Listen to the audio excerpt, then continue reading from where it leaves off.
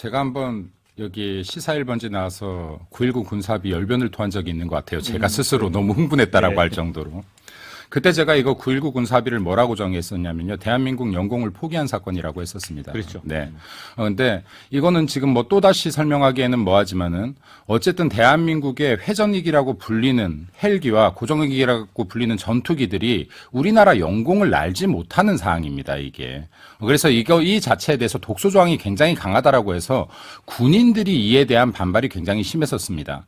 근데 지금 이 부분을 그래도 군사 합의가 이루어졌으니 서로 지켜야 된다라고 하면 양쪽이 다 지켜야 된다면 이 약속 지켜야죠. 근데 북한은 이 사이에 지금 17차례나 지금 이 약속을 파기했습니다. 네, 이 위반 사례가 있습니다. 그럼 상대방이랑 나랑 같이 우리 서로 때리지 말자라고 약속했는데 상대방은 약속을 지키지 않고 계속 때려요, 나를. 그럼 계속 여기에다가 선의만 요구할 겁니까? 그만 때려주세요. 그만 때려주세요 할 거예요? 아니죠. 그리고 지금 이번에 이 위성 발사로 인해서요. 대한민국은 이제 앞으로 북한의 관찰 대상이 될 수 있습니다. 이게 정말로 성공한다라고 하면요. 대한민국의 전력 자산이 다 드러날 수 있고요. 배치도까지 다 드러날 수 있어요. 근데 우리들은 손 놓고 있자. 이거 말이 안 되는 것이죠. 그리고 여기에 북한이라는 나라가요. 고등학생으로 치면 일진입니다. 근데 여기에서 여기 평화 요청한다라고 들어주는 사람이 아니에요. 약한 사람 더 괴롭히는 사람입니다. 대응하지 않는 사람은 더 괴롭히는 사람들이에요. 근데 이에 대해서 우리나라 국민 목숨과 연결된 겁니다. 지금 대한민국이 지구촌 상에 지금 전쟁이 두 곳에서나 발생하고 있습니다. 얼마나 처참한지 우리가 지금 눈으로 보고 있지 않습니까? 이게 만약에 우리나라 대한민국에서 벌어질 수 있는 일이라고 한 번이라도 의심을 할 수 있다면요. 대한민국 국방이 훨씬 더 강력해야 된다. 훨씬 더 정찰을 강화해야 된다. 그리고 이러한 것들에 대해서는 강한 대응을 해야 된다라고 생각해야 되는 것입니다. 만에 하나 대한민국에서 지금 지구상에 가장 정쟁 확률이 높은 나라 대한민국에서도 이러한 전쟁이 일어날 수 있다라는 생각을 해야지 맞는 것이고요. 제가 민주당에 너무나 아쉬운 것은 국방이나 안보는 정치로 활용할 것이 아니다, 더 이상은. 그리고 어떻게 이게 우리나라의 국방을 강화하자라는 게 정치적인 문제가 될 수가 있습니까? 당연히 강해야죠. 그래야지 국민 지키죠. 만에 하나의 상황에서 국민들 목숨 단 한 명이라도 더 건지죠. 우리 가족들 지킬 수가 있죠. 그래서 이러한 부분들은 민주당에서 너무 정치적으로 활용하려고 하지 말고 국방을 강화해야 되는 부분 같이 동의해주고 그리고 지금 북한이 오늘 그래도 북한에 대해서 비판도 했더라고요. 민주당이. 늘 합니다. 네, 비판도 했더라고요. 그럼 이러한 부분 같이 비판할 건 비판해주고 그 군사 합의가 문재인 정권 당시에 이뤄졌어도 이러한 부분에 잘못된 거 있을 수 있습니다. 좋은 장점만 있을 수가 없어요. 단점이 있다라고 하면 이러한 부분들 보완을 하고 같이 이러한 부분들을 주장해야 되는 것이지 지금 북한이 지금 안보리 위반까지 하면서 지금 저렇게 위성 쏘고 있는데 여기에 대고 어떻게 우리 이거 여당이나 정부를 비판하면 됩니까? 북한한테 비판이 100% 돌아가야 되는 것이죠. KB 우리나라 고정익이나 그리고 여기 정찰기가 뜨지 못했을 때 당장에 우리랑 가장 가까운 곳에 있는 지금 여기 장사정 군사포 같은 경우도요. 지금 이 9.19 합의선상에서는 이게 관찰이 안 돼요. 근데 여기에서 지금 우리가 만약에 북한도 이렇게 위성을 띄웠으니까 우리 이거 일부 해제하고 우리 비행기 띄울 거야, 감찰기 띄울 거야 하면은 지금 여기 당장에 장사정 군사포를 관찰할 수 있습니다. 이거 굉장히 다른 문제예요. 그건 그렇죠. 예, 그래서 이거를 우리 영공에 우리 비행기를 띄워서 우리는 북한을 관측하는 것도 제재를 받고 있는데 북한은 위성을 띄워서 우리나라를 손바닥 보듯이 보겠다라고 하는데 이걸 어떻게 대응을 안 할 수가 있겠습니까? 손바닥 보듯이 보는 거에 평양은 사실 아니고요. 제가 자, 말씀 좀 할게요. 네, 우리 서영주 부대변인이 오늘 민주당 입장을 오늘 좀 발언권을 저희가 한 5분도 못 갖는 것 같은데. 예, 말씀하십시오. 빠져야겠어요. 근데 제가 말씀드리면, 그러니까 안보 정책을 그런 식으로 지엽적으로 보면 그런 논박이 가능합니다. 근데 안보라는 것은요. 저도 이제 뭐 전문가는 아니지만 안보 정책을 전공했던 뭐 전공자로서 안보는 두 가지 축이 있어요. 그러니까 방향입니다. 그러니까 햇볕 정책이 있고 강대강 정책이 있다면 과연 한반도에 둘 다 똑같아요. 평화를 유지하기 위한 것이에요. 방식이죠. 그런데 햇볕 정책은 최소한 저쪽을 달래가면서 가는 것이고 강대강은 무력이라도 여기를 평화를 지키겠다는 건데 과연 전쟁의 위기감은 어느 쪽이 있을까요? 그거는 국민들이 체감을 할 거예요. 그다음에 9.19 군사합의 가지고 자꾸 뭐 정부를 비판한다 하는데 아주 단순한 논리입니다. 지금 정찰위성 띄웠다. 우리 대한민국이 훨씬 더 뛰어나요. 왜냐하면 미국 자산이 있고요. 정찰위성 저희 30일 쏘고요. 인제 북한은 걸음마 수준입니다. 이제 그건 팩트고요.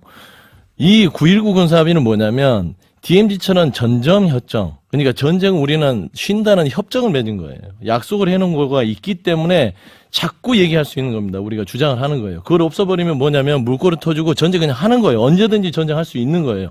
정전 협정을 없애면. 두 번째 9.19 군사합의. 이 합의 자체는 뭐냐면 국지전을 최소한 막자는 겁니다. 싸움이 어떻게 나냐. 째려보고 뺨 때리고 그러다가 보면 싸움이 나는 거예요. 그러게 전쟁이 나는 거거든요.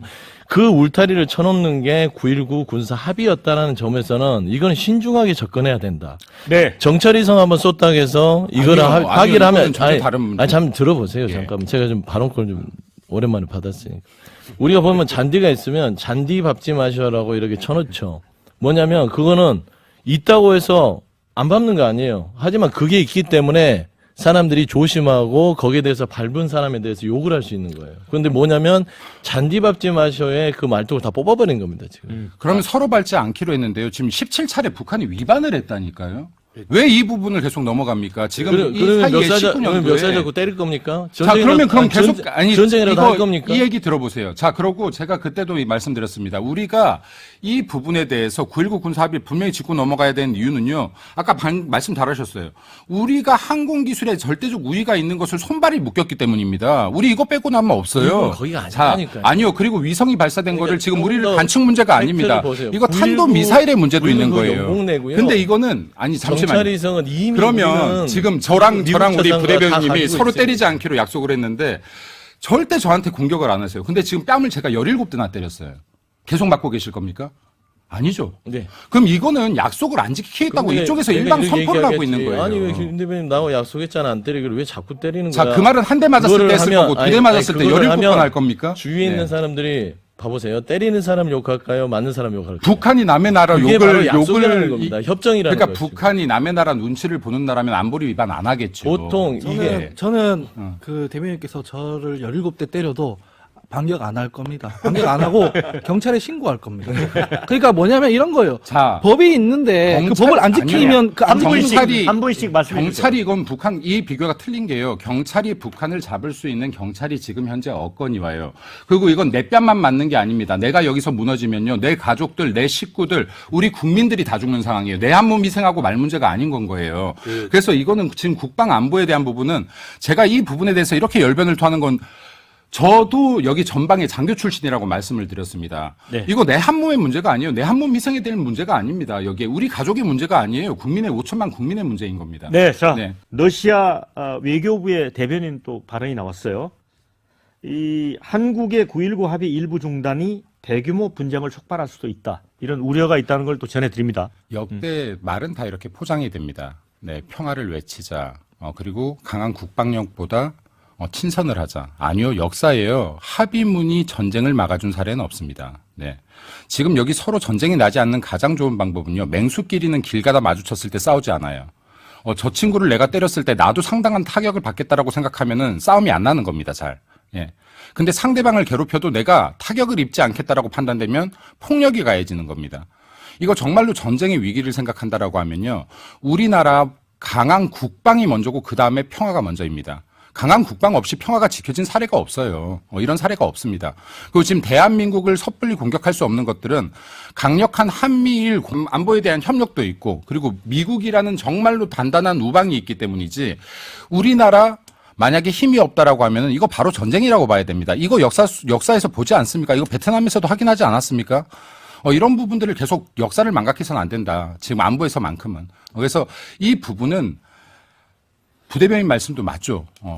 평화적인 노력도 필요하죠. 근데 이것도 다 강한 국방 이후의 일이다. 자, 라고 저는 판단됩니다. 두 가지만 네. 지적하겠습니다. 네. 이거 방금 논점을 비틀고 계시는데 이게 무슨 상대방이 때리면 우리가 계속 가만히 있어야 된다는 게 아니에요. 완충지대를 두고 있다는 개념이 거기서 미사일 쏘면 당연히 우리도 반격하는 거죠. 근데 제가 말씀드리는 것은 9.19 군사합의에서 완충지대를 없애는 게 북한에 대한 실질적인 제재가 아니라는 말씀을 드리는 거예요. 왜냐면은 그걸 없애면은 이 합의 위반도 아니게 되는 거예요. 이제 날아오더라도. 아니 이게 지금 위성 발사를 너무 쉽게 생각하시는 것 같아요. 위성 발사가 단지 군사적 감찰 기능만 있는 게 아닙니다. 이거는 지금 뭘 의미하냐면요. 핵탄두를 발사할 수 있다라는 걸 지금 생각하셔야 되는 거예요. 지금 핵이 완전히 완성 단계에 들어갔다. 이 핵이 대한민국에도 떨어질 수 있고 미국에도 떨어질 수 있다라는 걸 얘기해야 되는 겁니다. 근데 이런 상황에서 지금 우리만 손발을 묶여 있다? 안 되는 것이죠. 그럼 우리가 할 수 있는 최소한의 저항을 하고 있다 정도로 저는 표현이 됩니다. 대변인, 이종발- 제가 말씀드리는 것은 9.19 군사합의 조치를 일부 해제한다고 해서 북한이 핵을 안 쏩니까? 그러면은? 아니잖아요. 그러면 가만히 있는 게 맞습니까? 이거 너희들 잘못됐으니까 우리가 이렇게라도 액션을 하겠어가 맞습니까? 이 액션을 당연히 저항을 해야죠. 이거에 이- 대해서 반발을 당연히 제가 해야죠. 말씀드리는 건 이건 이건 여기 북한이 뭐라든 가만히 있어주면 됩니까? 가만히 있으라는 게 아니라 안보리 실질적인 제재를 해야 되는 거지. 우리가 있고. 그러니까 실질적으로 법적으로 그다음에 북한을 우리도 위성발 북한이 우리도 어떤 정찰위성 처벌을 발사하잖아요. 30일. 이거를 해제하면 이 북한이 선- 좋아한다는 얘기죠. 우리도 하잖아요. 북한은 이미 다 스스로 자기 해제를 했는데요. 뭘 어제 그거 규탄 북한은 받을 정상적인 만한 나라가 사라지게 아니잖아. 하는 거니까 자꾸 왜? 그러니까 정상적인 나라가 아니라고 하면서 이 사람들을 무력 집단을 왜 계속 우리 공격을 국방력 강화한다니까요. 그리고 정찰위성 띄운다니까요. 30일 날. 이게- 그리고 계속 띄울 거라니까요. 이게 안보도 계획이 다 되게 있어요. 우리나라가 정찰위성을 떼우는 건 우주 평화에 기여한다는 합법입니다. 아이. 자, 잠시만요. 아까 법을 계속 얘기하셨잖아요. 북한이 안보리법을 위반했다라고 하는 이유는요. 여기가 핵 개발을 하고 있기 때문에 안보리법 위반인 겁니다. 그러니까 이거를 정확하게 팩트 그러면은 가지고 이야기를 위반해서 그랬으면 네. 9.19 군사합의 다 해제하고 가서 멱살에도 자꾸 다- 전쟁이라도 다. 할까요? 다 해제하지 않았죠. 일부 해제. 그러면 국지전하고 막 할까요? 그게 우리한테 득이 될까요? 이게 어떻게 지금 우리가 국지전을 하자는 주장? 아니 그걸 열어주는 거잖아요. 자, 아니죠. 여기서 전혀 아니죠. 잠깐 이거는. 토론 네. 멈추고 그런 거예요. 시간이 남지 않아서 요것만 조금 단 두 분한테 의견 들어볼게요. 왜냐하면 9.19 군사합의를 떠나서 전반적으로 한반도의 이 안보 정책은 굉장히 중요하게 생각하는 가치였습니다. 왜냐하면 문재인 대통령은요, 이 통일이라는 게 어떤 경제적 측면보다는 한반도의 전쟁은 절대 안 된다는 김대중 대통령과 어떤 그런 정신들이 이어왔기 때문에 저는 9.19 군사합의 제가 아까 말씀드렸잖아요. 이게 아무리 실효성이 없고 북한이 이걸 가지고 농락을 한다 하더라도 이 장치를 가지고 장치를 해제해버리는 순간 우리는 정말 이 전쟁의 위기가 높아지지 낮아지지 않습니다. 저는 그런 부분에 있어서는 이걸 단순히 이 다른 문제로 풀어야지 이걸 저항, 북한에 뭐 뭔가를 보여준다는 식의 입장에서 이거를 해제한다. 이거는 조금 실기다. 좀 섣부른 어떤 판단이라고. 2018년 9월 19일 이후부터 북한이 이 군사합의를 통해서 어떤 변화가 있었는지 저 묻고 싶습니다. 자, 어떤 변화가 있었습니까? 그 이전과. 그리고 이거 계속해서 문재인 정권의 실적주의라고 하는데 아닙니다. 이거 실정 바로잡기라고 이거 봐야 되는 하노이 겁니다. 노딜 이후의 문제와 9.19 군사합의는 다른 거예요. 네, 자, 전체 분위기가 우리 달라지고. 민주인 대표 발언 기회가 없어서 마지막으로 한 20초만. 9.19 군사합의가 우리를 지키는 안전장치였다라는 말 자체가 저는 성립이 안 되고요. 오히려 우리의 안전장치를 무력화하는 무장해제 정책. 그럼 한번 지켜보세요. 예. 해제되고 어떻게 되는지. 해제라고 하는 거. 9.19 군사합의를 우리가 풀었을 때, 우리가 지키지 않는다고 했을 때 제재가 되는 것이 아니라 그로 인해서 우리의 네. 억제 능력이 더 강해지는 것이죠. 네, 지켜보시죠. 자, 마무리 짓겠습니다.